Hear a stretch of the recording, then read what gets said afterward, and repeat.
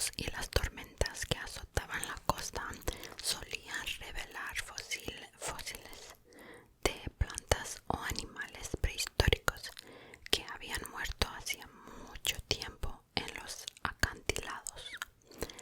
No sé qué es acantilado.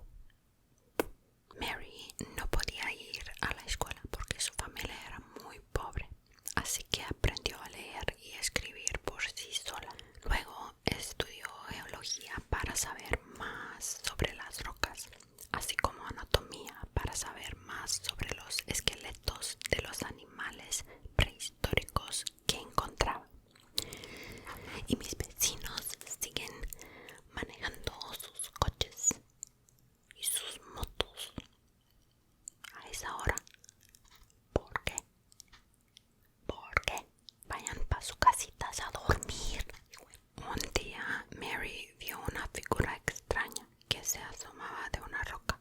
Sacó su pequeño martillo especial y con mucho cuidado fue labrando la roca. Poco a poco descubrió un esqueleto de 9 metros de largo. El esqueleto tenía un pico alargado, pero no era un ave. Tenía hileras de dientes afilados, pero no era un tiburón.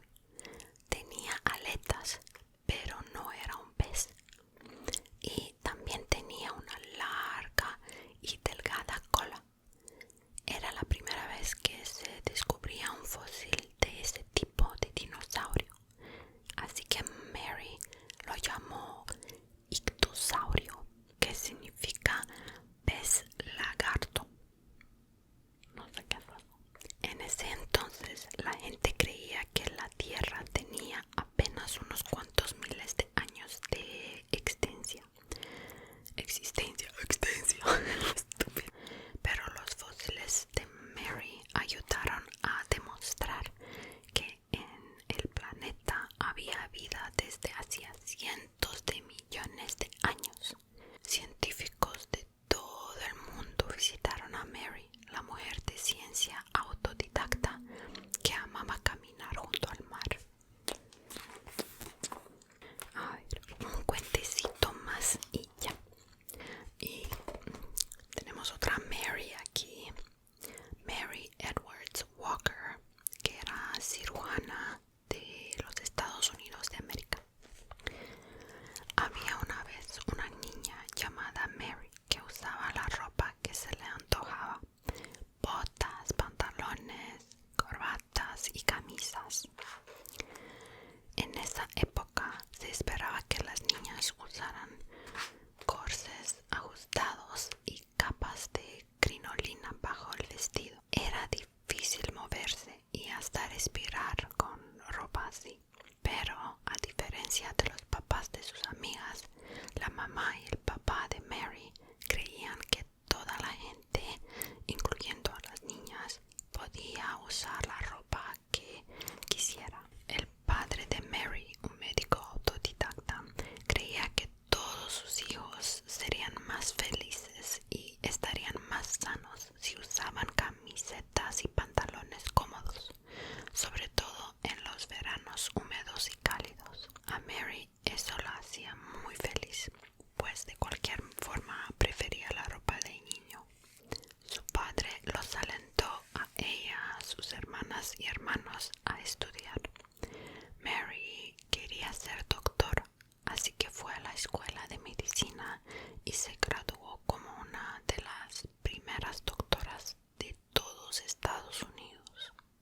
Se casó con un colega médico y en su boda usó pantalón y saco porque le gustaba más ese atuendo que los vestidos de novia tradicionales. Cuando se desató la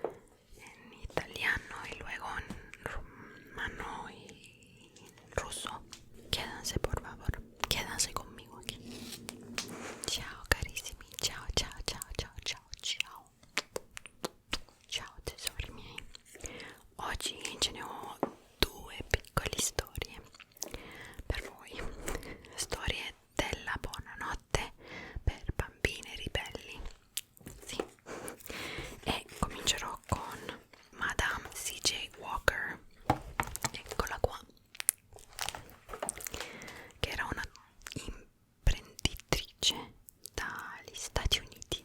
Una volta in una piantagione di cotone della Louisiana nacque una bambina di nome Sara. I 4 fratelli maggiori di Sara erano nati schiavi, così come i loro genitori, ma grazie a una legge importante, il proclama dell'emancipazione, Sara fu la prima della sua famiglia a nascere libera. Quando ebbe 14 anni si trasferì a St. Louis nel Missouri. Qui lavorava come lavandaia per $1,50 al giorno per poi frequentare la scuola serale. Oddio. Durante questo periodo Sara cominciò a perdere i capelli, così sperimentò vari prodotti e trattamenti per farli ricrescere. Nessuno dei prodotti disponibili, tuttavia, sembrava giusto per lei, e se riuscisse a creare un trattamento specifico per gli afroamericani, si chiese a suo marito, che lavorava nel campo pubblicitario. L'idea piacque subito. Le suggerì di cambiare il suo nome con quello di Madame C.J. Walker per rendere i suoi prodotti più attraenti, e Sara accettò il suo consiglio. Poi cominciò a viaggiare per il paese per promuovere la sua linea di prodotti per capelli e offrire dimostrazioni del sistema Walker, una formula che utilizzava una pomata fatta in casa, un olio profumato, dei pettini riscaldati e un particolare modo di spazzolare che stimolava la crescita dei capelli. Le sue dimostrazioni erano così popolari che Sara cominciò ad assumere altre donne per promuovere i suoi prodotti, e ben presto le agenti Walker divennero note in tutto il paese. Il successo di Sara incoraggiò altre donne ad avviare attività imprenditoriali, e Sara stessa sostenne molte organizzazioni benefiche che fornivano opportunità di istruzione agli afroamericani. Madame C.J. Walker divenne la prima donna milionaria degli Stati Uniti a essersi fatta da sé.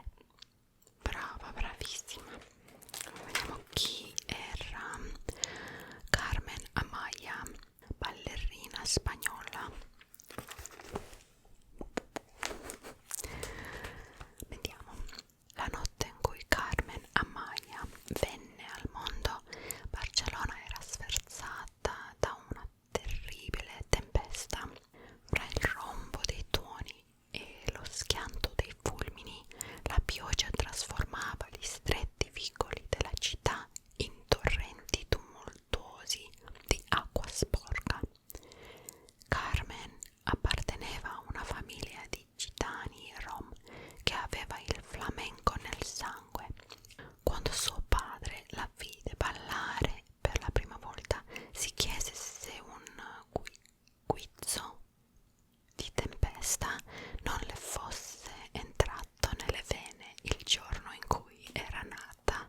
Carmen imparò i passi del flamenco da sua zia, che era lei stessa una grande ballerina, ma la bambina non seguiva mai le regole, si inventava le sue. Per guadagnare qualcosa danzava a piedi nudi nelle tavernas del porto.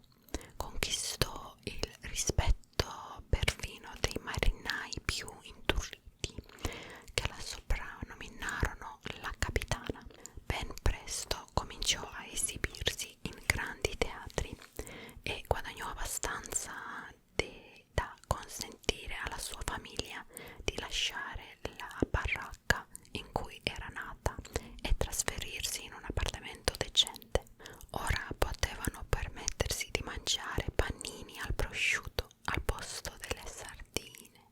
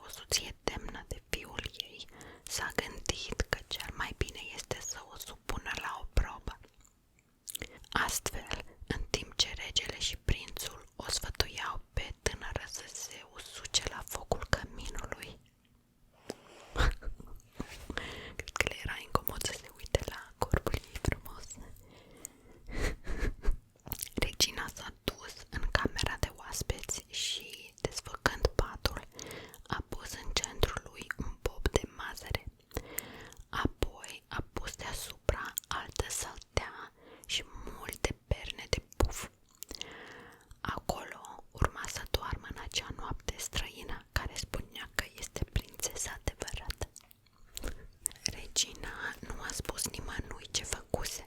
A aranjat salteaua și a coborât în salon, unde se organizase o mică petrecere în onoarea vizitatoarei.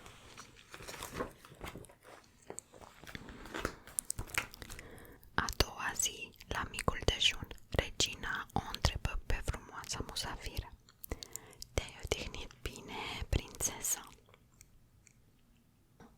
"A fost groaznic," a răspuns aceasta. "Abia dacă am pus geană pe geană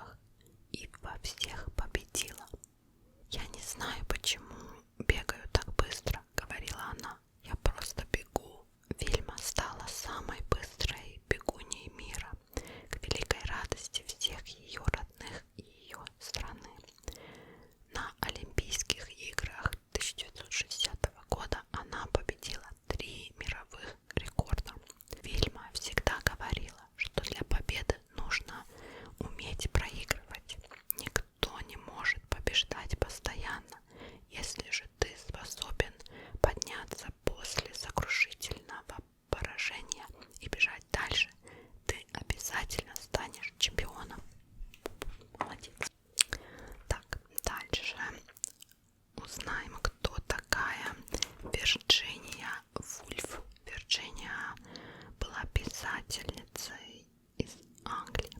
Жила когда-то в Лондоне девочка, звали ее Вирджиния, и эта девочка выпускала газету о жизни своей семьи. Вирджиния была девочкой остроумной, образованной и очень чуткой. Когда случалось что-то плохое, она тяжело это переживала и грустила целыми неделями. А когда она была счастлива, то превращалась в самого счастливого